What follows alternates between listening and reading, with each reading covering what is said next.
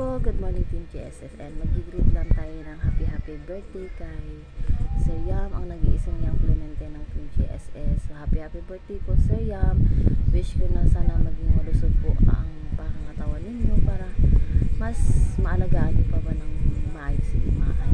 Happy birthday po, and thank you so much na nakilala ko kayo dahil sa Team GSS.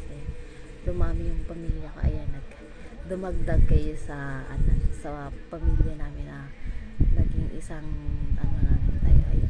So happy birthday po. Ayan, sakto talaga yan, magka-birthday pa kayo ni Tina. So wala sa plano wala sa plano pero nangyari, diba? So ayan, meron kaming nakilala katulad ninyo sa YT na naging na sa amin, malapit na sa amin.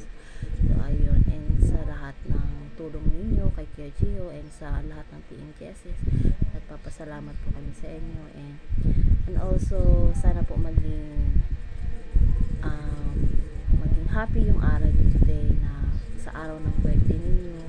Ayan, kay Madam Josh, ayan, mag-iingat din po kayo lagi dyan sa work ninyo, and sana po yung health ninyo ay sana po ay maging natin yung ating kalusugan, lagi po kayo mag-iingat. Ayan, yun lang po, and happy birthday din sa aking bingga na talaga, nabingga na talaga siya dahil sa MGSS, pero dito sa amin princess tawag sa kanya. Ayan, so ayun, nagsakto talaga sa November 9 ang kanyang birthday. Ayan, hindi na makakalimutan yung Clemente and princess.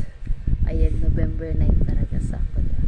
So ayun, nakiki-birthday na lang kami sa LS kasi happy birthday po. Ayan, so sa kay princess wala kaming plano dahil ayan, sakto lang ang buhay, tama lang na ayun, maganda, ang importante malusog, walang sakit. Ayan, so happy birthday po ulit Sir Yam.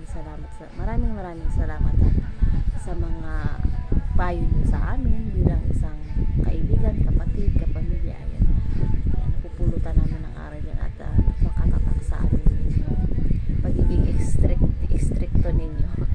So ayan, happy birthday po ulit Sir Yam. Ayan, God bless po always.